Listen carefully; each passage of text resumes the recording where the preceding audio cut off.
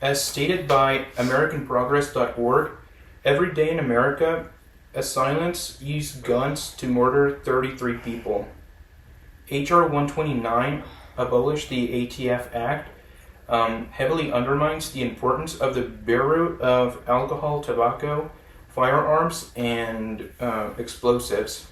And it also fails to realize the consequences of abolishing it. Today, I will be discussing the ever-growing problem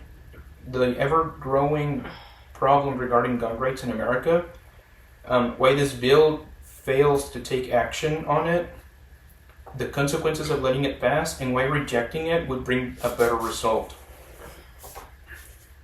So let's start by discussing what issue the H.R. 129 bill actually wants to address.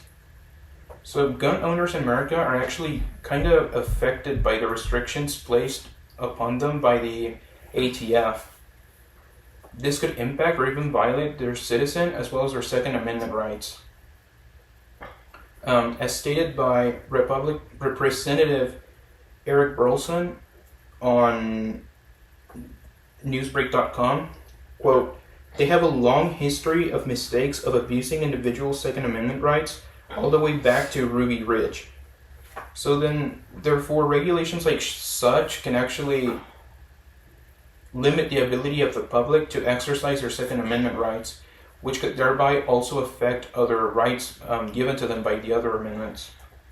So now that the issue has been settled, let's talk about why H.R. 129 is not a good solution to this problem. First off, it is unable to provide a proper solution because it would rise crime rate even higher than it already is, which could then limit or affect the gun rights of those who own weapons in America, even more than they already are. So passing this bill would make the crime rate become even higher. And according to the website called SIN.com, ATF Director Stephen Bottleneck warned that reducing the agency's power could lead to more violence, stating how law enforcement is crucial in fighting crime. So passing the bill would actually make the country a lot more dangerous. And this would place limitations on who can actually carry or even own a gun. So now let's imagine the consequences that would happen if the bill came to pass. So as you may know, like I've been saying, H.R. 129 would actually make the crime rate a lot lower and would also help prevent future incidents from happening in the country. So without a proper solution, more disagreements regarding Second Amendment rights would start happening at the same time as the crime rate continues to grow. And of course, there are negatives and positives. So one negative is that both crime rate and death tolls would continue to increase throughout the entire country because nothing is being done to stop them. The positive is that the federal government could work with the ATF to make a compromise with gun owners in order to bring those restrictions down,